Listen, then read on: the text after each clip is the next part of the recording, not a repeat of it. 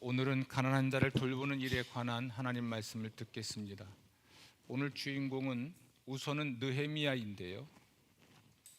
느헤미야는 5절 말씀 보면 아무런 힘이 없는 백성들을 위해서 자신의 힘을 사용했고 자기의 권리를 포기했습니다. 아무런 힘이 없는 사람이라는 것은 가난한 사람들입니다. 느헤미야 당시에는 흉년, 3절 보면 흉년이 있었고 4절 세금, 과도한 세금과 부역에 동원하는 것으로 인해서 백성들을 노예로 만들었습니다. 2절 말씀 보면 어떤 사람은 빌어먹었고 또 3절 보면 부동산을 저당 잡혀 먹고 살았고 또 세금을 냈습니다. 어떤 사람은 이 부채를 갚지 못해서 저당 잡힌 부동산을 빼앗겼고 혹은 자녀를 노예로 팔거나 본인이 노예가 되었죠. 문제는 흉년과 가난과 세금이 아닙니다. 흉년은 언제든 찾아올 수 있는 일이고요. 가난은 지구가 종말하기 전까지는 사라지지 않는 문제고요. 세금은 국가가 있고 또 이 사회의 안녕을 위해서는 필요한 것이기도 하죠. 문제는 높은 이자입니다. 고리대금이죠. 높은 세금입니다. 정당한 수준을 넘어서는 높은 세금, 높은 이자가 문제였습니다. 귀족들과 민장들로 표현된 그 당시의 기득권자들은 높은 이자를 취하되 자기 형제 곧 하나님의 백성에게 고리대금업을 통해서 부를 축적했습니다. 그들의 소행이 나빴던 이유는 세금이 높은 것도 문제였지만 그런 행동을 했던 근본적인 동기에 관한 것입니다. 9절 말씀 보면 그들은 우리의 대적 이방 사람의 비방을 생각하지 않았습니다. 하나님의 백성이 아닌 사람들이 하나님의 백성들을 비방한다는 것을 생각하지 않았어요.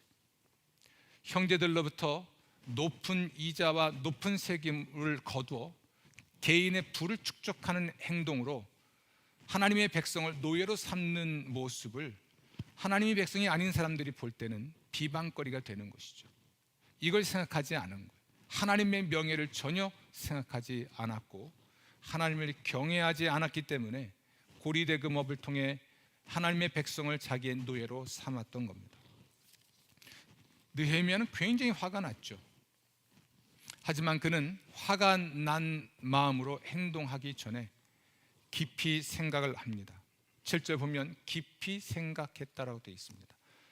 느헤미야라는 인물을 평가해 보면 이 깊이 생각했다는 것은 몇 가지를 내포하고 있는 것 같아요. 하나는 기도했다. 두 번째는 이 문제에 대한 성경의 해결책이 무엇인지를 찾았다. 세 번째는 철저한 준비를 한 듯 보입니다. 그가 예루살렘의 성벽 공사를 할 때도 마찬가지였고 이런 문제로 인해서 좀 소요가 예상됐을 때 하나님의 백성들을 노예로 삼는 이런 일로 인해서 또는 흉년이나 세금이나 부역으로 인해서 가난이라는 것이 그들의 일상이 되어 있고 이 문제를 해결하기 위해서 아마도 잘 준비를 한 듯합니다. 그는 모든 회중을 모았고 그곳에서 기득권자들, 민장들, 귀족들로 표현된 그들을 정면으로 질책을 합니다. 성경은 그들을 쳤다라고 기록되어 있죠. 그리고 몇 가지를 요구 또는 명령을 합니다. 느헤미야는 총독입니다. 그 지역을 관할하는 페르시아 제국의 총독으로 파견됐기 때문에 그의 말의 무게는 상상을 초월하는 것이죠. 그는 이자 받기를 그치자라고 제안했고 저당 잡은 부동산과 부채의 100분의 1을 돌려보내자라고 명령했습니다. 제사장들을 불러 자신들의 말대로 하겠다고 맹세하게 했고 맹세를 지키지 않으면 하나님께 털려서 빈손이 될 것이라고 경고했죠. 저주에 가까운 말이기도 합니다. 어쨌든 느헤미야는 깊이 생각하고 가난에 대한 그들의 현안에 대한 하나님의 해결책을 대안으로 제안을 하게 됐죠. 이 느헤미야 이야기는 오늘날 우리가 가난한 사람의 문제를 어떻게 해결해야 하는지 몇 가지 힌트를 주는데요, 성경 전반을 통해서 우리가 이 가난한 사람들 돕는 일을 어떻게 할 수 있을지 생각하려고 합니다. 물론 하나님은 우리가 무엇을 해야 될지도 말씀하시지만 또한 어떻게 그 일을 할 수 있을지도 성경을 통해서 말씀하십니다. 가난한 사람을 돕는 것은 성경의 중요한 명령이고 당부입니다. 하나님의 백성들은 가난한 사람을 도와야 하는 것이죠. 하지만 어떻게 도울 수 있을지에 대해서는 의견이 분분한 듯합니다. 가난한 사람을 도웁시다, 이런 명분에 대해서 반대하는 사람은 아무도 없습니다. 그럼 어떻게 도와야 하나요? 라는 질문에 대해서는 의견이 많은 것 같아요. 좀 더 오랜 시간 고민을 하고 이 설교를 준비를 해봤습니다. 충분하거나 완전하진 않아도 몇 가지 지침을 드릴 테니까 가난한 사람을 돕는 일에 하나님의 지혜를 갖게 되기를 부탁을 드립니다. 성경에 의하면 가난한 사람을 돕는 길, 곧 빈민 사역을 위한 4가지 방어선이 있습니다. 첫 번째는 개인이고, 두 번째는 가정이고, 세 번째는 교회이고, 네 번째는 교회들 간의 협력입니다. 그런데 먼저 전제를 합니다. 가난한 사람을 돕는다고 할 때 그리스도인들에게 최우선 대상은 교인입니다. 교인이 아닌 사람을 교회가 당연히 도와야 한다는 성경은 없습니다. 다시 말씀드립니다. 가난한 사람을 돕는다고 할 때 우리 그리스도인과 교회의 최우선 대상은 누구라고요? 교인입니다. 이걸 먼저 전제로 우리가 가난한 사람을 돕는 일과 관련해서 첫 번째 방어선에 대해서 말씀드리죠. 그것은 개인에 관한 것인데요, 이건 생산자 입장에서 봐야 합니다. 가난과 싸우는 최선의 방법은 일하는 거예요. 일해서 돈을 벌어야 됩니다. 아멘도 안 하시고. 출애굽기 20장 9절입니다. 엿새 동안은 힘써 내 모든 일을 행하라 라고 말하죠.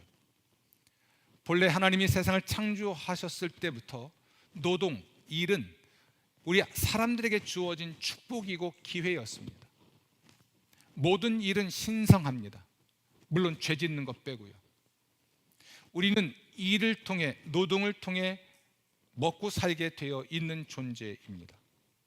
데살로니가 후서 3장 11절 12절 보면 우리가 들은즉 너희 가운데 게으르게 행하여 도무지 일하지 아니하고 일을 만들기만 하는 자들이 있다 하니 이런 자들에게 우리가 명하고 주 예수 그리스도 안에서 권하기를 조용히 일하여 자기 양식을 먹으라 하노라. 아멘.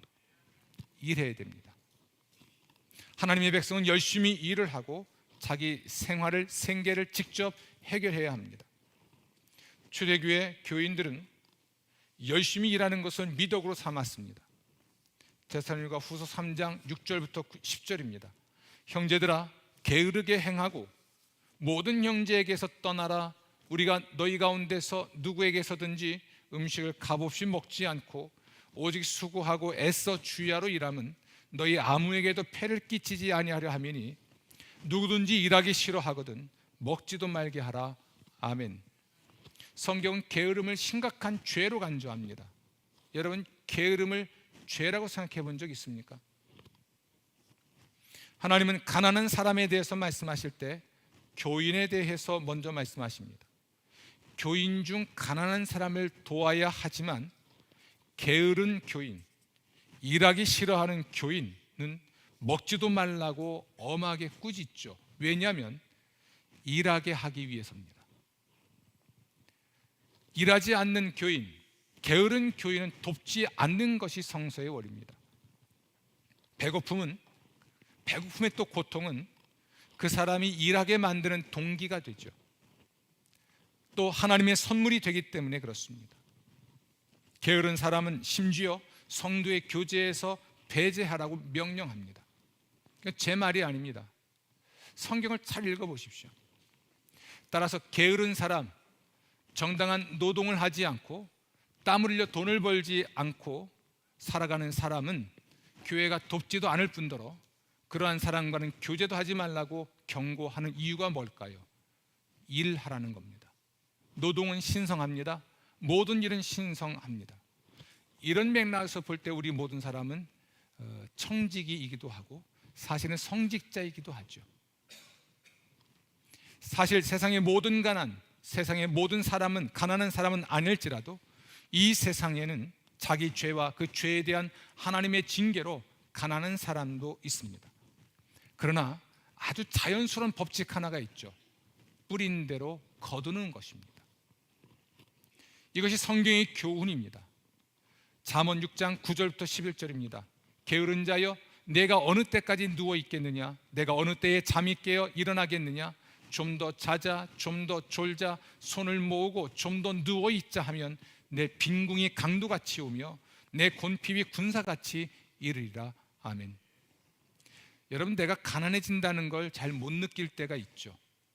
그러나 가난해졌네 싶을 때는 이미 망한 때입니다.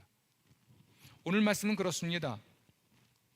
빈궁이 강도같이 오고 곤핍이 군사같이 온다. 막을 수 없는 겁니다. 어떤 조짐이 보일 때 스스로를 일깨워 일을 해야 할 것입니다. 그렇지 않으면 강도처럼 군사처럼 빈궁이 곤핍이 닥칠 겁니다. 가난해지는 것입니다. 하지만 여러분, 모든 가난을 제거하자라고 하는 슬로건은요, 성경적이지 않습니다. 이것은 어떤 이야기와 같냐면 세상의 모든 죄를 제거하자라는 말과 똑같습니다. 이것은 불가능합니다. 어떤 가난은 분명히 그 사람의 죄, 예를 들면 게으름이 죄가 되어 발생하죠. 어떤 가난은 다른 사람의 죄 때문에 발생하기도 합니다. 우리 느헤미야서 읽었죠. 그 말씀에 의하면 기득권자들의 고리대금 때문이기도 하고 또는 나라 권력자들의 과도한 세금 때문에 가난해질 수도 있습니다. 혹은 흉년과 같은 자연재해 때문에 우리는 가난해질 수도 있죠. 불가항력적인 가난도 있고 내가 통제할 수 없는 가난도 있지만 내가 게을러서 가난해지는 경우도 있는 겁니다. 세상의 모든 가난을 제거할 수 없고 세상의 모든 가난한 사람을 구제할 수 없는 것이 그냥 순리입니다. 우리가 가난을 이야기하기 전에 가난한 사람을 돕거나 누군가의 도움을 받는 것을 이야기하기 전에 내가 내 생활, 내 생계를 책임질 만큼 충분히 일을 하고 있는지를 한번 살펴보십시오. 몸도 성하고 삶도 살아갈 수 있을 만큼 살아있는 사람인데 일을 하지 않고 이웃에게 손만 벌리는 사람, 그런 사람을 성서에서는 도움의 대상으로 보지 않습니다. 일하십시오. 아멘. 일하십시오. 학생들은 공부 열심히 하셔야 됩니다. 전에 한번 말씀드린 것 같습니다. 제가 박사과정 논문을 쓰고 또는 공부를 할 때 홍성국 교수님이 그럽니다. 40일 금식기도 해도 헬라어 성경은 읽혀지지 않습니다. 헬라어 성경은 헬라어 알파벳부터 철저하게 공부를 한 다음에 숙달할 수 있는 것이고 그런 다음에 원어 성서를 해독할 수 있을 것입니다. 그렇죠? 학생들 공부해야 돼요. 아멘도 안 하고. 우리 기성세대는 돈을 버십시오. 정당한 방법으로 돈을 벌어야 합니다. 땀을 흘리고 모든 노동은 신성하고 모든 일은 거룩하고 우린 모든 그러므로 청지기로 성직자이기 때문에 여러분 자신의 삶에 책임 있게 반응하는 여러분 되시기를 주의 이름으로 축원합니다. 하지만 일을 할 수 없는 상황도 있잖아요. 몸이 아플 수 있고 전쟁이 일어났을 수도 있고요. 경제 공황과 같은 상황이 벌어질 수도 있습니다. 그런데 이렇게 일을 할 수 없는 상황 안에서 두 번째 방어선, 가난을 해결할 수 있는 두 번째 방어선이 있는데 그것은 가정입니다. 여러분, 하나님은 가족을 통해서 가난한 사람을 먼저 돕게 했습니다. 그러니까 가난한 사람, 가족을 먼저 돕는 것이 성경의 원리입니다. 디모데전서 5장 3절부터 8절입니다. 참 과부를 존대하라. 성경은 과부란 말을 쓰지 않습니다. 참 과부란 말을 씁니다. 만일 어떤 과부에게 자녀나 손자들이 있거든 그들로 먼저 자기 집에서 효를 행하여 부모에게 보답하기를 배우게 하라. 이것이 하나님 앞에 받으실 만한 것이니라. 부모에게 보답하는 것이 하나님 앞에서 받으실 만한 일이다. 누구든지 자기 친족, 특히 자기 가족을 돌보지 아니하면 믿음을 배반한 자요 불신자보다 더 악한 자니라. 과부라고 표현되어 있는데 이 과부는 의미가 좀 확장될 수 있습니다. 우선 자기 힘만으로 생활할 수 없는 사람들, 또 가족관계로 본다면 연로한 부모를 포함합니다. 따라서 모든 자녀는 자기 형제 자매들이나 부모에게 돌려주는 그 무엇이 있을 때 그것이 그들의 신앙을 증명하는 일이 된다는 사실을 배워야 합니다. 내 신앙을 증명하는 방법은 내 가족 중에 가난한 가족을 돕는 것입니다. 내 신앙을 증명하는 방법 중에 하나는 연로하신 부모님을 부양하는 것입니다. 양로원 보내지 마시고 요양원 보내지 않고 자녀로서 부양 책임을 다하는 것이 믿음이 있는 사람이라는 증거인 것이죠. 디모데전서 5장 8절을 보면 하나님은 이런 의미를 더 강조하는데요, 친족 중에, 특히 가족 중에 빈민이 있다는 것을 알면서도 도와줄 줄 모른다면 이런 자는 따라합시다. 믿음이 없는 자요 불신자보다 더 악한 자라. 아멘. 우리가 우리 주변에 가난한 사람을 돕기 전에 우리가 먼저 챙겨야 될 대상은 가족이에요. 부모입니다. 물론 어떤 자녀의 경우는 가난합니다. 그런데 마약 중독, 도박 중독, 알코올 중독에 빠져 있습니다. 이런 아들을 돈으로 도와주면 아들을 망치는 겁니다. 이유는 여러 가지 있을 수 있지만 자녀의 인생을 망가뜨리는 방법은 일하여 노동하여 돈을 벌지 않는 자녀에게 주머니를 두둑히 채워주는 것입니다. 이건 자녀를 망가뜨리는 일인 것이죠. 이걸 염두에 두더라도 우리는 가족이 빚 없이 살 수 있도록 서로 도와야 할 것입니다. 그럼 우리 부모는 우리 노후를 준비하지 말아야 하는가요? 아닙니다. 부모로서 노후를 준비하는 것은 첫 번째 방어선, 개인의 책임을 다하는 것이죠. 먼저 가족을 잘 돌보라는 말인데요, 우선은 자산 관리를 잘해서 또 노후 준비를 잘해서 그리고 남는 것을 자녀에게 유산으로 물려주는 것입니다. 자녀에게 유산을 남기는 것을 마치 죄악시하는데 이 또한 성경의 원리는 아닙니다. 자녀에게 유산을 남기는 것은 당연한 이치인 것이죠. 노후 준비도 잘하고 나서 남는 것으로 유산을 남겨주라는 것입니다. 이 타락한 세상은 하지만 우리가 이렇게 살아갈 수 없게 만들죠. 부모들은 자녀들에게 유산을 남겨주길 원합니다. 그런데 나이 들어서 자식의 도움을 받을 생각은 안 합니다. 아니에요. 자식의 도움을 받을 생각 하세요. 아멘도 안 하시네. 바랄 걸 바라야죠. 하지만 노년에 자식들 도움받고 사는 것은 죄가 아닙니다. 그 자식 키우기 위해서 먹지 못하고 입지 못하고 최선을 다해 살아온 세월이 있잖아요. 이제 부모가 노동력이 없고 또 내가 노동력이 없는 상황에서는 자녀들에게 도움을 받고 의지하는 것은 죄가 아니에요. 내가 최선을 다해서 내 노후 준비를 할 수도 있지만 못 할 수도 있어요. 그저 자식 키우는데 여념이 없었기 때문에. 오늘 우리 큰애하고 며느리가 예배 드리고 갔어요. 얼마나 다행인지 모릅니다. 기독교 가정의 자녀들은 부모가 나이 들어 경제적 능력이 없는 처지가 되었을 때는 도움을 드려야 될 책임이 있습니다. 하지만 직업의 문제나 수입의 한계 때문에 온 가족이 가난한 처지에서 벗어날 수 없는 사람이 너무나 많죠. 많은 가정이 서로 돕고 싶은 만큼 도울 수 없을 수도 있습니다. 이때는 세 번째 방어선이 있습니다. 그게 바로 교회입니다. 교회는 가난한 교인을 도울 책임이 있죠.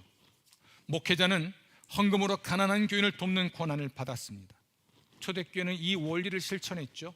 사도행전 4장 34절 35절입니다. 그 중에 가난한 사람이 없으니 이는 밭과 집 있는 자는 팔아 그 판 것의 값을 가져다가 사도들의 발 앞에 두매 그들이 각 사람의 필요를 따라 나누어 줌이라 라고 말합니다. 초대교회 교인은 개인 차원에서 헌금했고 가족 단위로 또한 헌금했습니다. 사도는 이 헌금으로 교인 중 가난한 사람을 도와주었죠. 그런데 가난한 사람을 돕되 성경의 원리를 따라야 됩니다. 교회는 가족이 책임질 수 없는 가난한 성도를 돕는 것이 맞습니다. 교회가 도울 정도라면 첫 번째, 혼자 노동을 통해 돈을 벌 수 없는 경우, 두 번째, 가족의 도움을 받을 수 없는 경우죠. 적어도 이 두 가지 조건은 충족되어야 할 것입니다. 그러나 그 외에 또 다른 기준을 충족해야만 교회는 오늘날로 말하면 구제 명부에 등재를 하고 그 사람을 돕게 되어 있습니다. 디모데전서 5장 9절에서 10절 보면 과부로 명부에 올릴 자라는 표현이 나옵니다. 모든 과부를 교회의 구제 명부에 올리는 게 아니에요. 과부 중에서 구제 명부에 올릴 자가 따로 있었습니다. 그들이 바로 참 과부라 일컬어지는 사람들이죠. 다시 말씀드리면 자립할 수 있을 만큼 노동을 할 수 없거나 가족의 도움을 받을 수 없는 경우, 이 두 가지는 기본적인 조건인데요. 그러나 그렇다고 해서 모든 사람들을 교회가 돕지는 않습니다. 성경에 따라 이 기준을 말씀드려봅니다. 첫 번째로 60은 넘어야 합니다. 아마도 노인이 됐다는 것을 이야기하겠죠. 두 번째, 한 남편의 아내였던 자여야 합니다. 세 번째, 자녀들을 하나님의 자녀로 잘 양육한 사람이어야 합니다. 그러니까 교회 공동체의 도움을 받을 정도면 자녀를 신앙의 자녀로 잘 키운 사람이어야 합니다. 네 번째로, 많은 시간과 정성을 들여 가난한 순회 전도자를 대접한 경력이 있어야 합니다. 우리 시대로 말하면 목회자를 섬긴 경험이 있어야 한다는 얘기입니다. 다섯 번째로, 성도의 발을 씻은 사람, 그 성도를 섬긴 평가가 좋아야 합니다. 여섯 번째로, 환난을 겪는 교인을 구제한 사람이어야 합니다. 그러니까 엄격한 기준을 세웠고 기준에 부합한 사람만 과부 명부 또는 구제 명부에 올렸고 그 명부에 올라온 사람들을 교회가 돕죠. 우리도 모르는 사이에 교회가 교회 안에 있는 모든 가난한 사람을 무작위로 도와야 한다는 이상한 책임감을 가진 것 같습니다. 그러나 교회는 기준이 엄격합니다. 엄격한 기준을 가지고 돕게 되어 있죠. 교회는 모든 재정을 사용할 때 신중해야 하나 가난한 사람을 도울 때는 더욱 신중해야 합니다. 왜냐하면 노동을 할 수 있는 사람은 돕지 않습니다. 노동을 통해 그는 먹고 살아야 되니까요. 가족이 도울 수 있게 해줘야 하는 것이 두 번째 원리이죠. 그리고 가족이 가난한 그를 돕지 않고 있을 때는 번고를 할 수 있습니다. 당신의 가족이 이렇게 가난한데 왜 돕지 않습니까? 연로하신 부모님이 지금 그렇게 외로워하시는데 왜 당신은 돌아보지 않습니까? 가족이 가족을 돌보도록 권고하고, 그러나 듣지 않으면 교회는 징계 절차를 밟았습니다. 하긴 교회의 징계라는 것이 의미가 없는 시대죠. 교회의 징계를 받고 넘어온 사람을 모든 교회는 받아주잖아요. 예를 들면 우리 교회에서 징계를 받고 옆에 교회를 갔는데 옆에 교회는 교인이 늘어났다고 하며 받아줍니다. 교회의 징계라는 게 의미가 없는 시대가 됐죠. 싫은 소리 한마디 들었다고 해서 교회를 옮겨 다니는 세상이니까 감당할 수 없는 일들이죠. 그러나 초대교회는 그렇지 않았습니다. 교회에서 징계를 받으면 지옥 간다고 여길 만큼 교회의 징계는 엄중했습니다. 가족을 돌보지 않는 사람에게 왜 가족을 돌보지 않습니까? 왜 부모를 부양하지 않습니까? 저 먹고 살기에 바빠서요. 당신 먹고 살도록 키워준 부모의 공을, 은혜에 왜 보답하지 않습니까? 말을 듣지 않으면 징계하라는 것이 성경의 권고죠. 디모데전서 5장 18절입니다. 만일 믿는 여자에게 과부 친척이 있거든 자기가 도와주고, 누가 도와줍니까? 자기가 도와주고 교회가 짐지지 않게 하라. 이는 참과부를 도와주게 하려 합니다. 매우 중요한 말씀인데요, 교회가 모든 가난한 사람을 도울 수는 없습니다. 정말 가난한 사람을 돕기도 부족하거든요. 따라서 개인이 책임지게 하고 가족이 책임지게 하고 몇 가지 기준에 부합하면 교회가 도와서 가난 문제를 해결해야 되는 것이죠. 물론 여러분, 다시 말씀드립니다. 세상의 가난은 주님 오실 때까지 해결되지 않습니다. 이 세상은 주님 오시는 그날까지 가난한 사람이 있습니다. 가난은 나라님도 구제하지 못한다면서요. 그것은 죄가 세상에 가득하기 때문에 그렇습니다. 다시 말씀드립니다. 개인적인 이론을 말씀드리는 게 아니에요. 성경의 원리가 그렇습니다. 정말 궁금하시면 성경을 깊이 보십시오. 느헤미야가 깊이 생각하고 대책을 마련했듯이 지금 드리는 말씀을 신중히 들으셔야 합니다. 성경은 항상 가난한 사람을 도울 것을 당부하죠. 야고보서 2장 14절부터 17절 그렇습니다. 만일 형제나 자매가 헐벗고 일용할 양식이 없는데 그 몸에 쓸 것을 주지 아니하면 무슨 유익이 있으리요? 요한일서 3장 16절 17절입니다. 우리도 형제들을 위하여 목숨을 버리는 것이 마땅하니라. 누가 이 세상의 재물을 가지고 형제의 궁핍함을 보고 도와줄 마음을 닫으면 하나님의 사랑이 어찌 그 속에 거하겠느냐.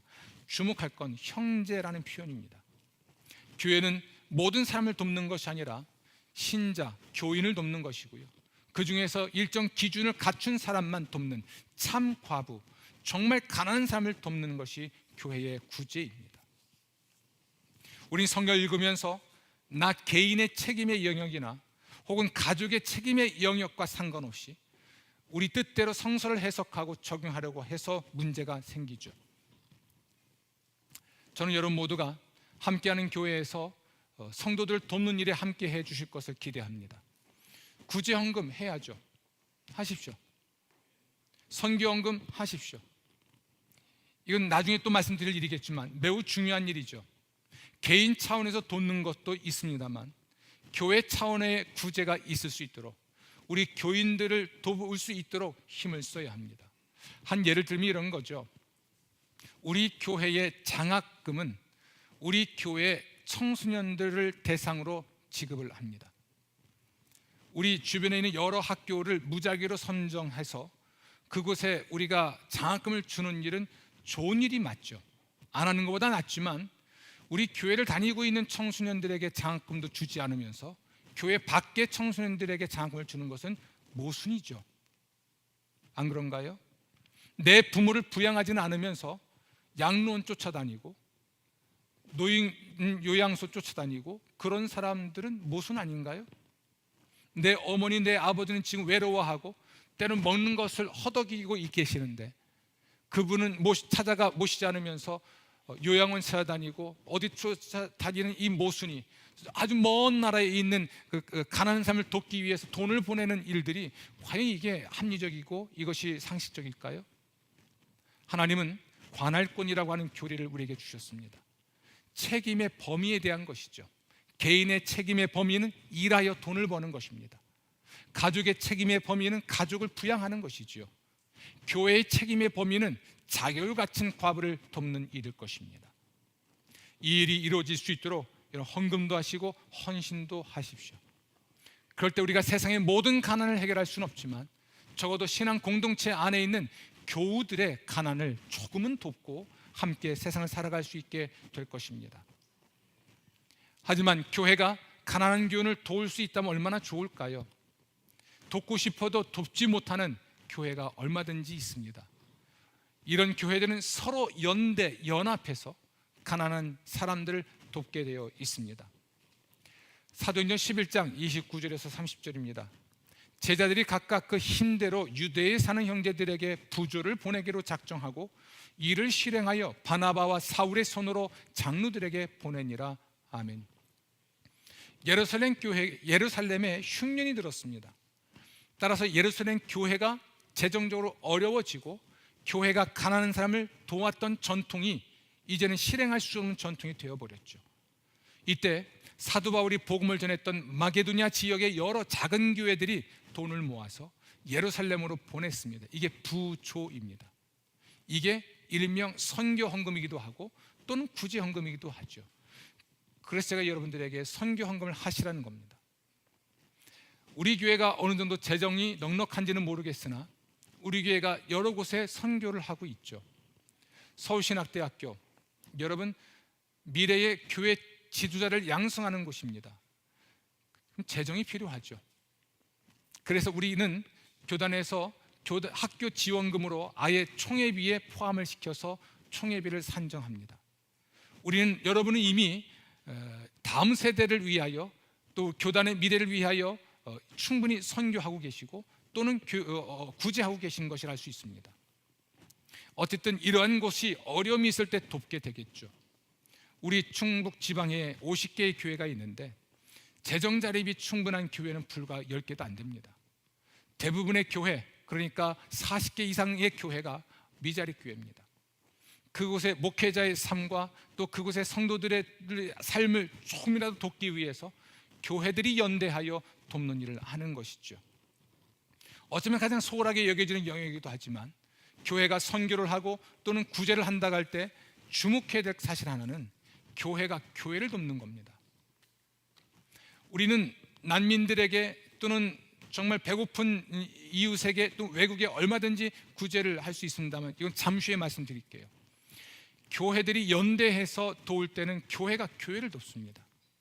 교회가 또는 총회를 돕기도 하고 학교를 도와서 어려움을 극복하게 해주는 것이죠. 이 일은 하지 않으면서 국가 발전에 기여하기 위해서 선뜻 구제비를 보내는 행위가 과연 합리적일까요?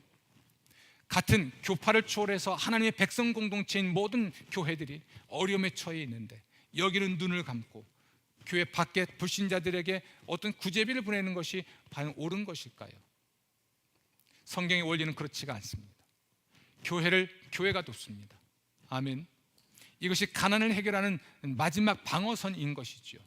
정리를 한번 해보겠습니다. 교회는 가난한 사람을 어떻게 도울 수 있을까? 그리스도인은 어떻게 가난한 사람을 돕는 것인가? 우선 일하십시오. 두 번째로 가족을 책임지십시오.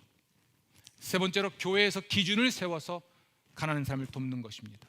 네 번째로는 교회가 서로 연대해서 선교와 구제를 통해 우리 그리스도인 공동체의 가난부터 해결을 합니다. 그러면 세상의 가난은 어찌 해야 될까요? 재난이 닥쳤습니다. 재앙이 있습니다. 네, 우리는 이 세상을 함께 살아가는 이웃들로서 최선을 다해서 이 일에 기쁨으로 참여해야겠지만 그 자격은 교회 자격이 아니라 개인과 가정 단위로 참여합니다. 아멘. 교회에 있다 보면 가끔은 도움을 요청하는 분들이 자주 오시죠. 오셔서 도와달라고 합니다. 교회에서 일정한 도움을 드릴 수는 있지만 너무 많은 분들이 오시니까 기준을 세워서 드리곤 하죠. 그런데 1,000원을 주면 내가 거진 줄 아냐고 욕하고 갑니다. 5,000원을 주면 이것 가지고 뭐 먹으라고 돈을 주냐고 하면 욕을 하고 갑니다. 요즘은 짜장면도 5,000원 이상이라고 하면서 10,000원은 줘야 아무 소리 안 하고 갑니다. 나가면서 꼭 하는 소리가 있습니다. 목사가. 성경을 보십시오. 목사가 돈 들고 다니며 구제했다는 기록이 있습니까? 없습니다. 목사가 구제하지 않는 것에 대하여 너무 비난하지 마십시오. 목사는 구제하는 사람이 아니에요. 개인적 차원으로 우리 모두는 구제합니다. 저도 어려운 사람 돕죠. 가난한 사람 돕습니다. 가족이 어려울 땐 저도 기꺼이 가족을 돕습니다. 어머니, 아버님 생전에 제 충분한 여유가 없어서 돕지 못했으나 중요할 때마다 빚을 내서라도 돕고 모시고 살았습니다. 그러나 우리 교회 차원에서 말씀드리는 것입니다. 성도 여러분, 몇 가지 성서의 원칙을 따라 가난한 사람을 돕기를 바랍니다. 깊이 생각하시고 성령 안에 답을 내리시길 바랍니다. 우리 교회는 세상의 가난한 사람을 돕기 위해 최선을 또한 다할 것입니다. 하지만 이 일은 개인과 가정 단위로 이루어질 수 있도록 독려하겠죠. 그러나 또 우리 교회 안에 있는 가난한 성도들을 위해서 돕는 일에 힘을 또한 기울일 것입니다. 그러나 기준은 엄격히 세울 것입니다. 개인 차원에서 가정 단위로 가난한 사람을 돕고 세상의 가난 전체를 해결할 수는 없으나 최소한의 사회 정의를 실현할 수 있도록 함께 해주시기를 부탁을 드리겠습니다. 느헤미야, 그런 총독의 권한으로 부임하고 그 지역에 있는 가난의 문제를 해결하는 데 사회 정의를 실현했습니다. 성령의 사람, 예수의 사람 되어서 하나님의 뜻을 이뤄내기를 주의 이름으로 축원합니다. 아멘. 아멘.